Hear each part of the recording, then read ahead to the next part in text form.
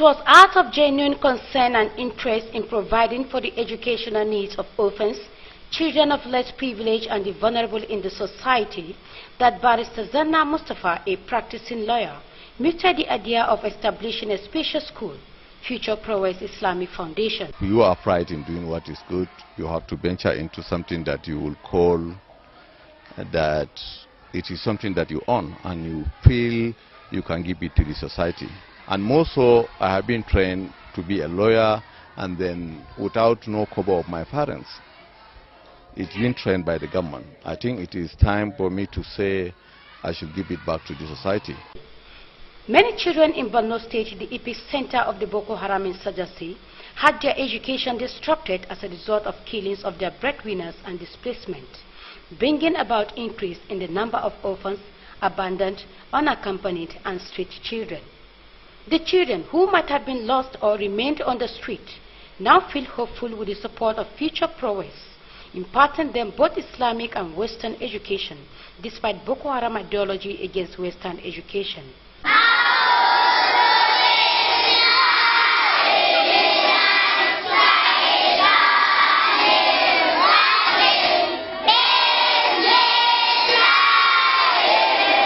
In school every day, Monday, Tuesday, Wednesday, Thursday, and Friday, and very neat.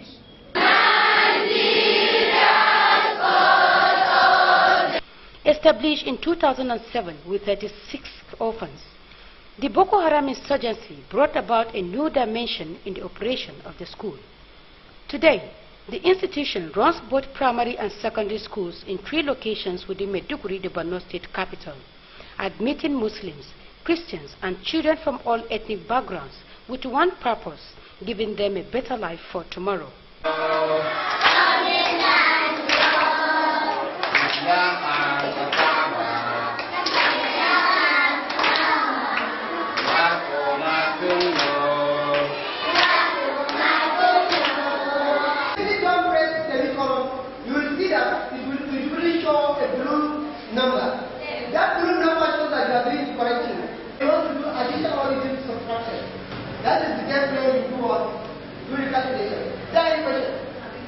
With almost 2,000 students in 40 classes, 70% are girls, all in a bid to encourage girl child education, in addition to free feeding, education, and healthcare services for all.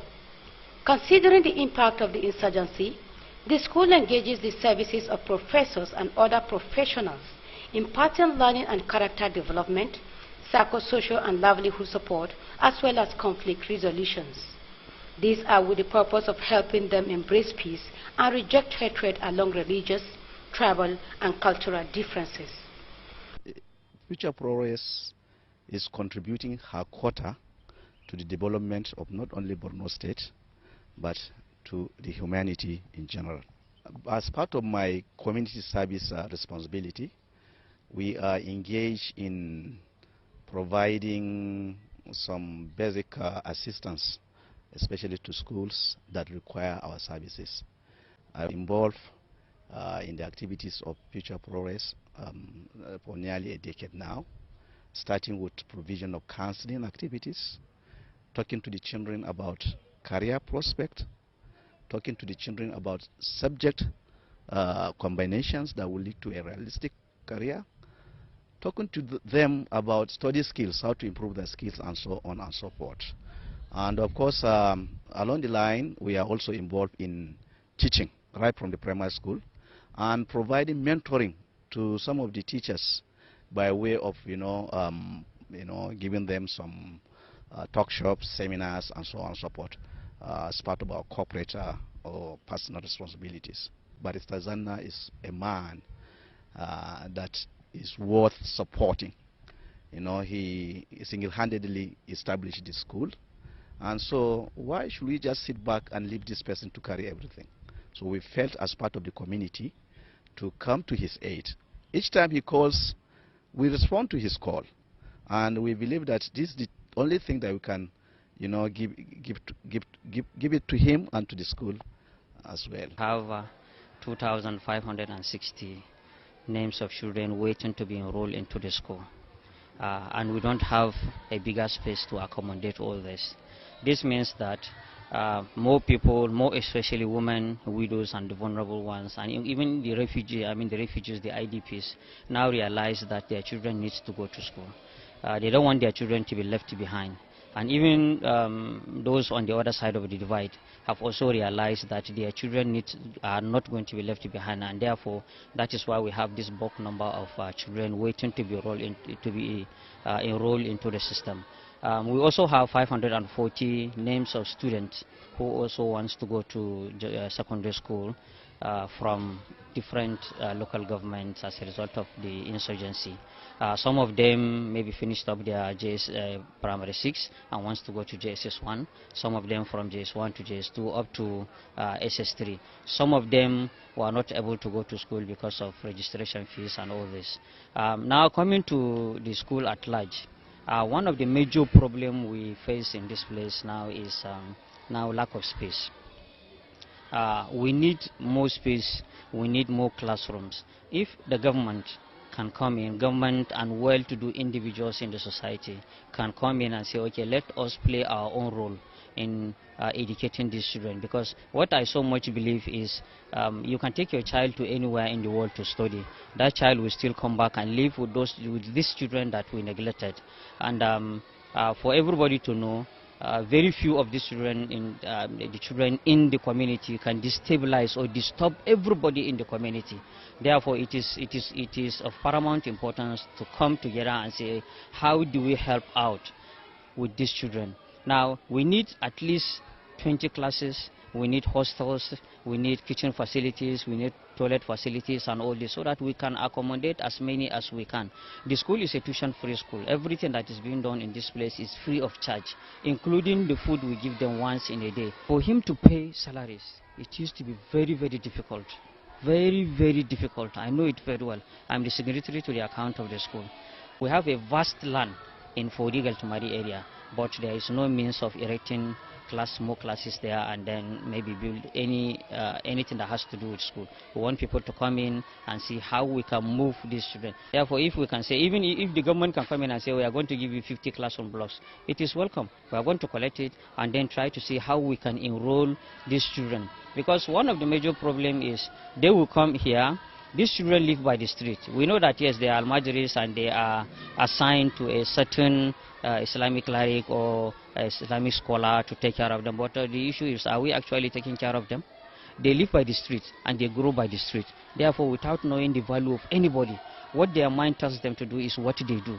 Therefore, let us try to see how we can bring them into the system so that we can give them sound moral upbringing, so that at least they will be part of the society. Many of them have talent. Many of them have skills here and there, but there is no way they will express that because they have not been given the chance. So let us try to see what we can do. First of all, the project is actually phenomenal in the sense that it's actually what needed to be done long ago in Nigeria. I'm happy that Mr. Bukar Zanda Mustafa is actually taking up the challenge. Basically because statistically we have about 262 million children out of school in the world. And in Nigeria we have an alarming proportion, which is actually the highest in the world, about 14.5 million children out of school in Nigeria. That's a huge number. Now, Mr. Bukar Mustafa is actually taking up the challenge. As a private individual, for me it's actually a story of sacrifice, a story of humility. He has given up himself, to avail his resources to actually educate those children. For me, it's actually phenomenal. The contribution is actually awesome. It's actually a great one. And personally, I read about the project in the newspaper in National Daily when I was serving actually with the Ministry of Justice in Enugu State last year, 2018. And I decided this is a novel idea, a very beautiful idea, because bringing the children. So I actually decided that I'm coming down to Maiduguri. The stories I had, the gory sides I've actually seen on TV, in spite of this situation, I decided I'm coming over to contribute my own quota to nation building. So for me, it's actually a very, very big one. The contribution to as a service to humanity is phenomenal, and it's actually a big one. So it's a laudable project. I see children from different backgrounds. I see Christians, I see Muslims, I see the different ethnicities in Nigeria, all over Nigeria. For me, this is a micro Nigeria, and it's quite a commendable project. Future prowess. has a unique way of tackling issues, because those that have lost their parents right from, I think, when they were very young, just like me too, when we're here in Future Progress, we feel very secured and safe because of the diversity that is in the school. We have the victims, the victimizers, and even the survivors. Like, I was a victim then, but now I'm a survivor too, because I don't have any negative feeling about the future or even the past. Everything is just being positive in my life, because I see the future to be very bright, just because of Future Progress.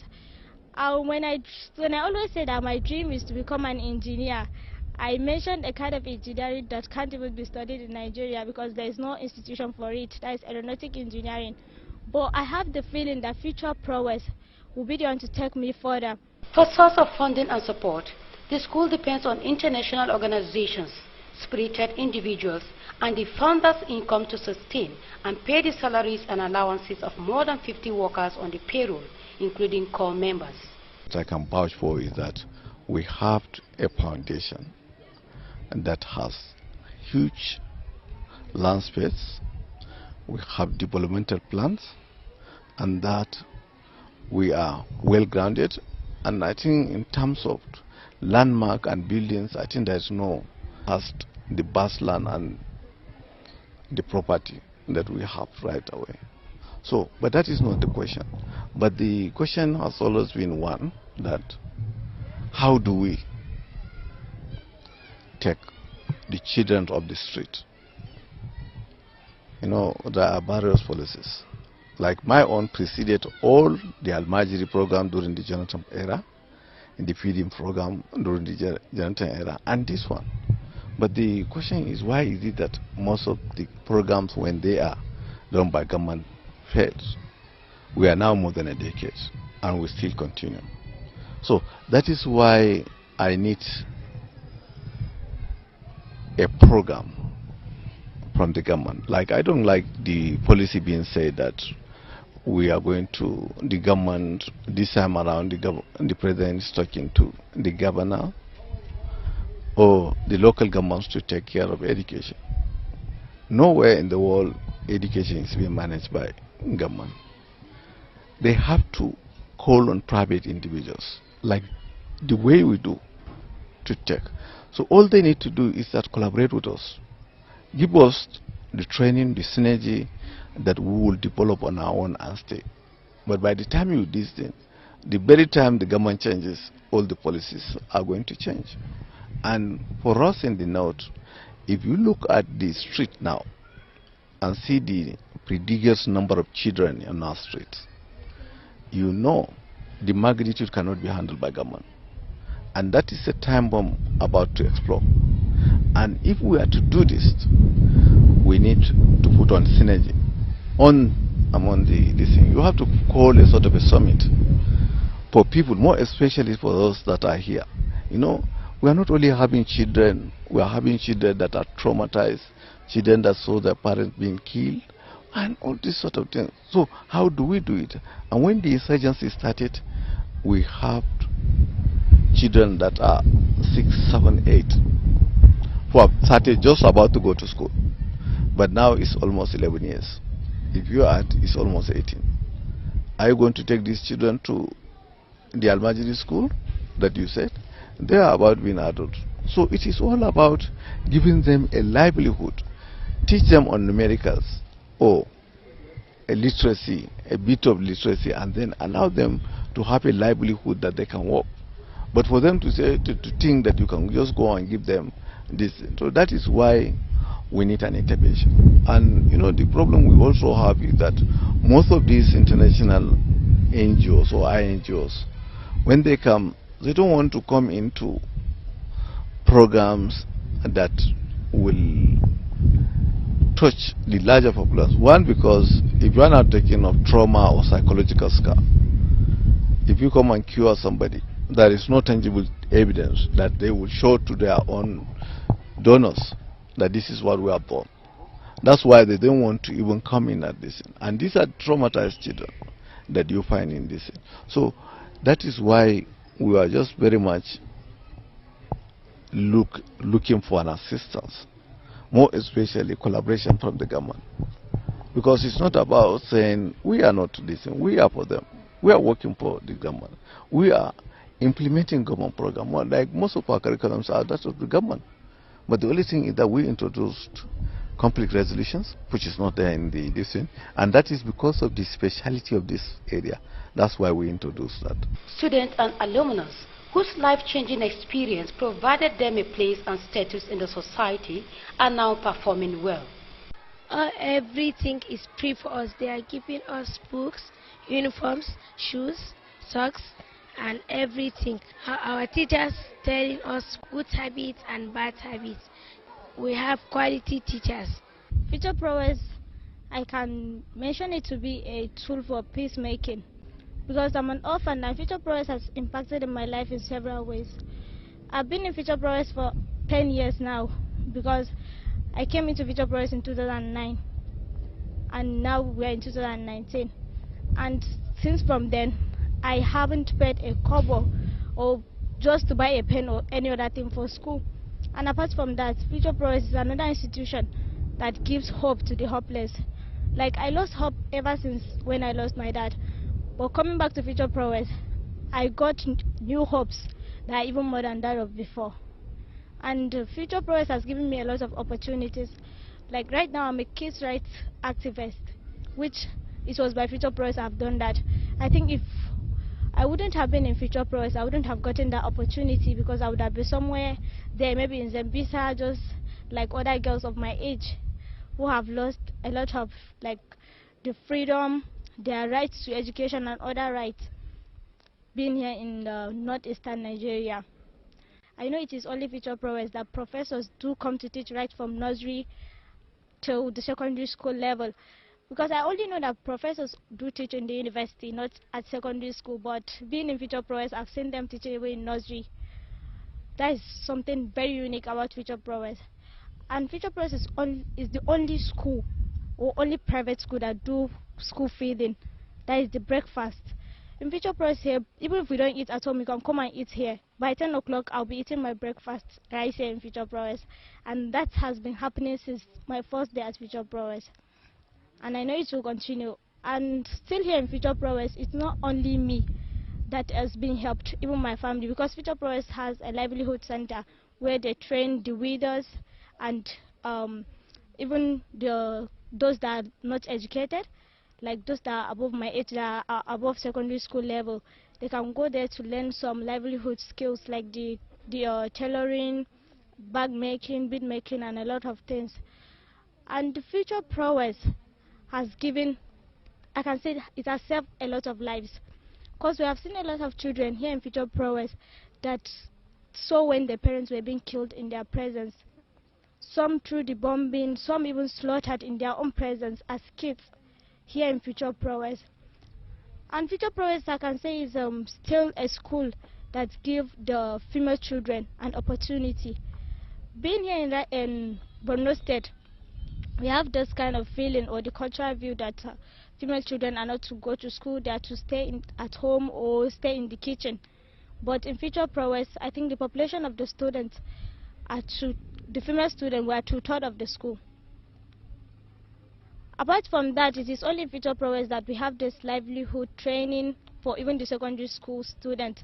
Because after my classes now, I'll go to the computer training center, and that's where I'll be trained for the computer skills. When I'm not even going to study computer engineering in the future, but I will learn a lot of things on computer that even those that are studying computer engineering won't be able to learn. That's from my secondary school. Actually, Future Prowess has been greater to me in my life because it brings all back my memories to me. I really enjoy Future Prowess because they did not give any differences. All they do is equal. They don't do like the difference between Muslim and Christian. They just give everything equal. And they give us free fruit. We enjoy all the lessons, their lessons, because no differences. And even more we don't understand, they come back to us because they did not show a difference between Muslim and Christian. All we are friends and sisters. We all discuss what we didn't understand. And I really enjoy because we have the freedom to do anything. We have the transportation, we did not pay money because we have the school bus which is taking us everything free. So we did not even buy pen. instead of notebooks, because they all give us here. So we enjoy this school. We really want the school because they did not do differences. Though I am a Christian, there is a story. Let me give you the story of a Good Samaritan, whereby the Lord says, "Who is your neighbor?" Not the leopard, but the Good Samaritan. For me here, Future Prowess is my neighbor because it teaches me everything. I have understand everything. I get everything, all the happiness. They all give me the positive things instead of the negative things. They all correct my life. They prepare me for my future. Now from this Future Prowess, I didn't know what I'm going to be in my life or my lifestyle. So Future Prowess is greater than me. I love it. When I came into the school, I met people from diverse backgrounds, and our diversity became our strength, because what they teach us in the school is that they teach us to accept our own identity and others' identities too, because first step of living with people is understanding your own identity, at the same time understanding your own individualism. And especially there's one lesson they did to me in the school, and they asked me, it was like, I agree, I do not know, I disagree, perhaps. And one of the questions they asked me was that, can people from different cultural backgrounds stay together? And at first, a lot of us were like, disagree because of the history of Borno State. But later on, we all came to, from disagree to perhaps to agree. And you could see how, like, listening is important, and hearing other people's perspective is good. So this school taught me that. Even with the insurgency in Maiduguri, I always tell people peace is a slow process, because even without the violence, you have to get mental peace. And because we also have the case of the Almajiris, and now they're saying that they would disband it. But another thing I want the government, where would they take these kids? Is it into the social system, or is it into, because apart from disbanding it, we have to look at the security situation in Borno State. Already people are in displacement. If you're going to take them back, do you want them to go back into second displacement? How do you help? How do you hope to educate these kids? Because a lot of these kids, if you were 6 during, let's say, 2007 or 8, it's a decade now. You're 16. They're already adults. Would they disband them too without education? Because a lot of these kids have seen violence, killings of their loved ones. They have never seen education. Years back in 2007, I was just a street boy roaming, going there, here and there.